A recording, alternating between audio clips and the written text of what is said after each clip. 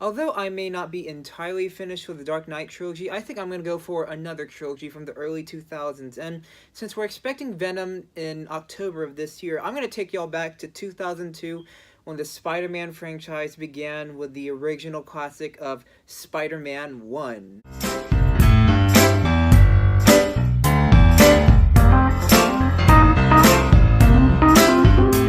Spider-Man is a 2002 superhero movie directed by Sam Raimi, and it stars Tobey Maguire, James Franco, Wilem Dafoe, Kiersten Dunst, and so many other roles. And this movie is based off of the Marvel comics written by Stan Lee, and it's about this geeky, nerdy guy named Peter Parker. He is this nerdy guy from high school that no one else respects, and he often gets picked around a lot, but eventually he gets bitten by a radioactive spider and begins to develop spider powers, and he eventually decides to use his spider powers to become a very responsible superhero for the rest of the city of New York, and he eventually fights off crime and saves the day until he realizes that there is this big bad guy named the Green Goblin after him. And, of course, the Green Goblin is the ultimate antagonist of this movie, as he's very menacing and incredibly evil, and he does a lot of criminal stuff, and it's up to Spider-Man to, really fight him and to prepare himself against bigger challenges in his life. And now you have a classic superhero movie from the early 2000s.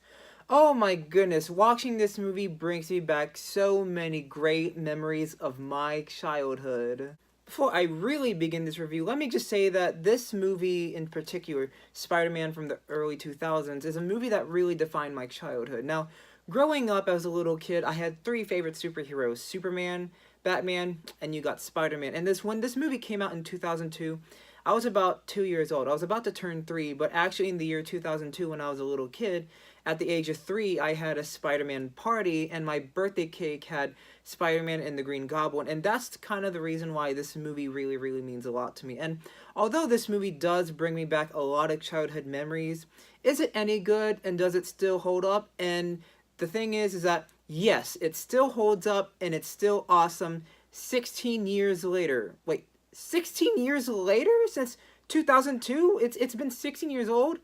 Oh my goodness, I feel really old. What makes this movie really, really unique and really special is because of how Sam Raimi took the inspiration of Spider-Man from the comics, and he decided to make his own way. Kind of like how Nolan did with his influences of Batman and decided to make his own Dark Knight trilogy. And with Sam Raimi's Spider-Man movie, he really understood the character of Spider-Man from the comics, and he really knew how to make the character a reality and staying faithful to the comic books. And I have to say, he did a fantastic job in making this movie, and I've always really appreciated of how he enhanced his own style in this movie. There's a lot of practical effects, and although the CGI can be a little dated from the early 2000s, it's not very heavily reliant, as this movie is surprisingly mostly in the camera. And based on what I've talked about, this direction of Sam Raimi, this movie is just a lot of fun. The first Spider-Man movie really defined what it means to have a great time at the movies. And what I really appreciated about Sam Raimi's direction of this is that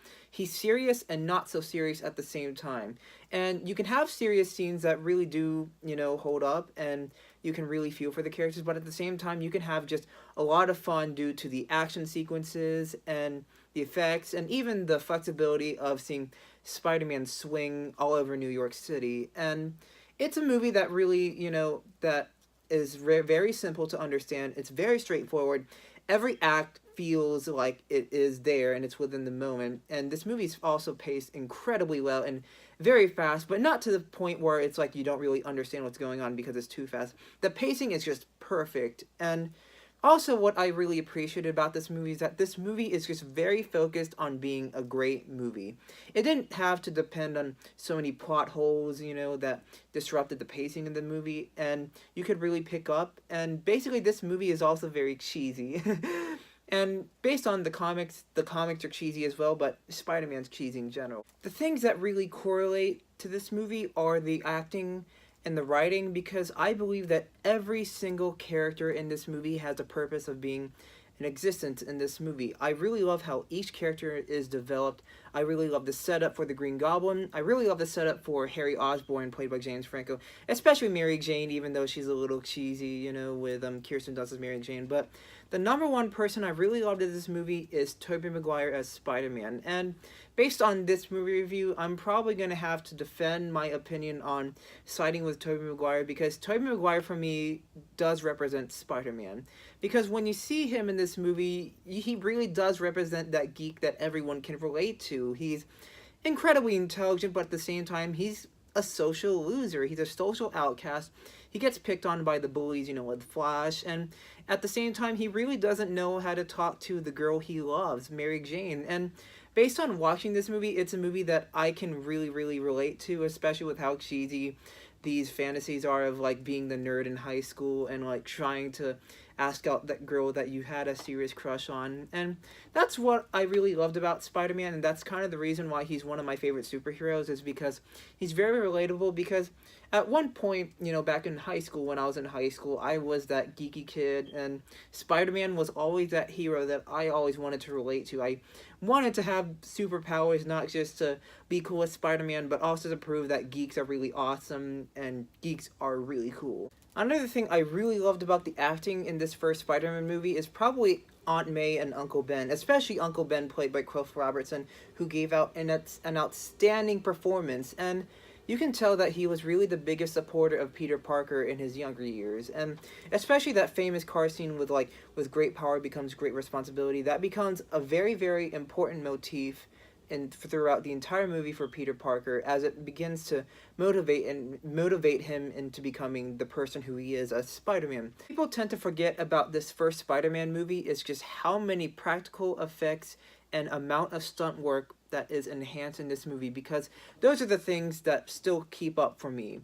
Although the CGI may not be perfect, as I stated, it at least plays a great part, especially when it's the swinging scenes, especially when Peter Parker has a suit on. But at the same time, when you see some scenes with the CGI, they feel like a PlayStation 2 game, but at the same time, I can forgive it, because 2002 CGI wasn't that perfect yet, but it was still in development of trying to be perfect. But anyways, but what I'm trying to say is that the practical effects are just incredibly awesome, and when you have actors dressed into their superhero outfits and they do their own stunt work, it's just really, really incredibly entertaining to see them do it.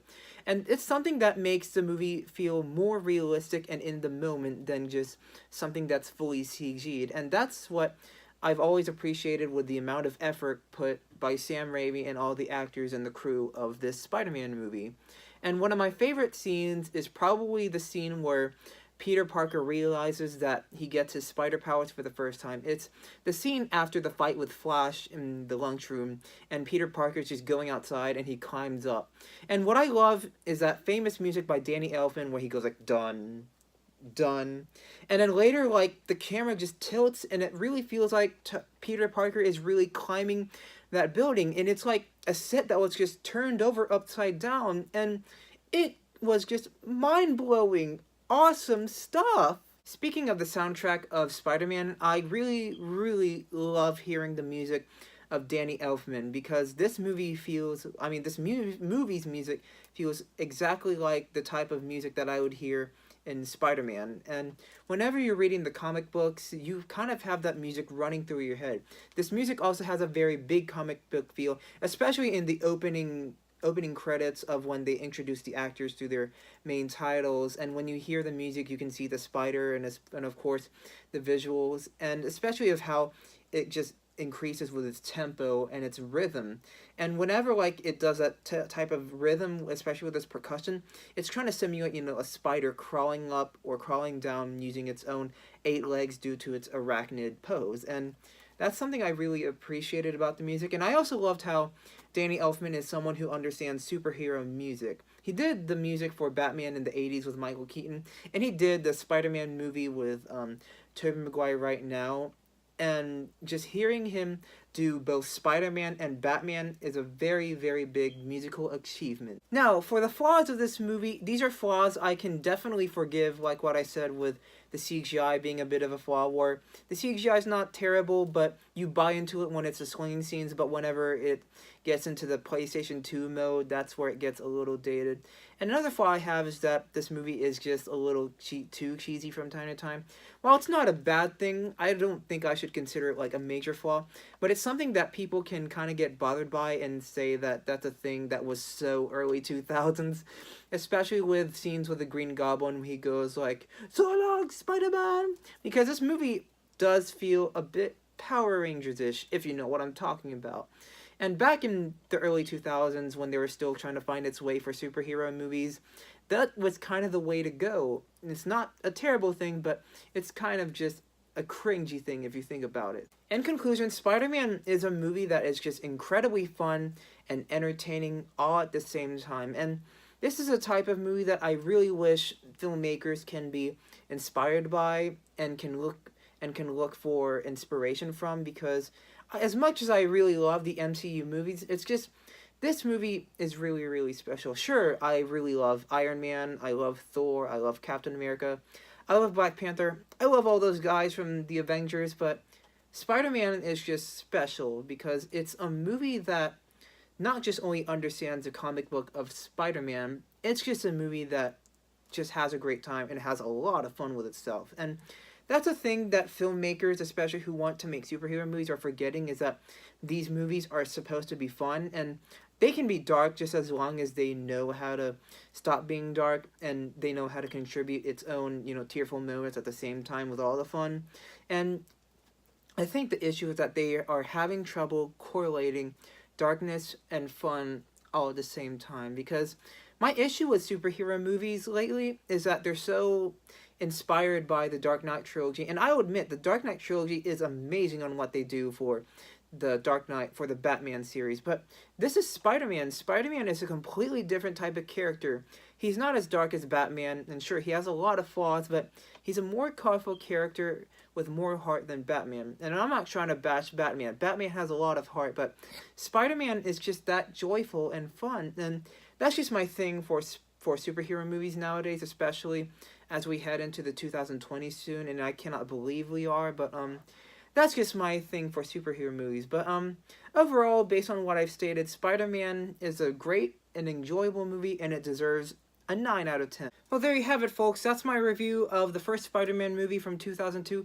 Honestly, I really had a lot of fun making this video because through these videos, I really enjoy talking about childhood nostalgia to all of my friends and followers, because every time I make videos, I feel like I'm kind of going back to my childhood whenever I review movies like this. And it's something that I really want to continue, especially in the future, and I might have some type of childhood nostalgia video if I can, if I get more followers and more recognition. But I still want to keep on reviewing movies. But thank you very much for watching, and please be sure to subscribe.